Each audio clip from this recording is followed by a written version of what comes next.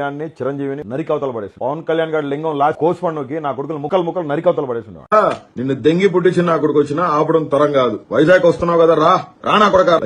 Pawan Kalyan psycho వెధవకి చెప్తున్నా, ఒరే psycho వెధవా, నీకు ఒక ఆడపిల్ల ఉంది, ఆ పిల్ల పెద్దదవుతుంది, గుర్తు పెట్టుకొని వెనక బతికే ఉంటాను, రక్త కన్నీరు పెట్టుకుంటావు, దరిద్రపు నా కొడక.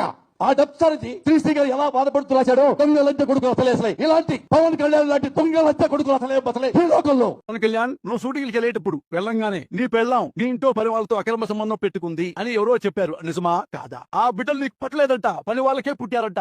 ఇక రాజకీయ పరిజ్ఞానం లేని మన పీకే తెలుసు కదా, మన పీకే అంటే మీ భాషలో పవన్ కళ్యాణ్ అవ్వచ్చు, నా భాషలో అయితే పిచ్చి కుక్క ఎవడాడు?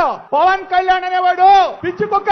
ఏమయ్యా పవన్ కళ్యాణ్, పెళ్ళాలని మార్చడం కాదు, నువ్వు పెళ్ళాలని మార్చడం కాదు, ఎన్ని పార్టీలను మార్చావురా బాబు నువ్వు, ఎన్ని పార్టీలు. తనకు విలువలు నలుగురు పిల్లలు కొంతకాలం మార్చినట్టుగా పిల్లాన్ని మారుస్తాడు, 4 ఏళ్లకు ఒకసారి 5 ఏళ్లకు ఒకసారి పిల్లాన్ని మారుస్తాడు. నేను కూడా చూశారు కదా, జగన్మోహన్ రెడ్డి గారు తిడతారు. ఆయన తిట్టలేక కాదు, నేను నాకు ఎవరి వ్యక్తిగత జీవితంలోకి నేను వెళ్ళను. ఒకవేళ దాన్ని నేను రాజకీయ లబ్ధి కోసం వాడను. నేను తిరిగి చాలా అనగలను. నాకు చాలా బలమైన నోరు ఉంది, గొడవ పెట్టుకోగలను. కాకపోతే దానివల్ల సమస్యలు పరిష్కారం అవుతాయి అంటే ఖచ్చితంగా పెట్టుకుంటాను. అదే వ్యక్తిగతంగా మాట్లాడినప్పుడు ఆ సమస్యలు పరిష్కారం అవ్వవు. ఈ పెద్ద మనిషి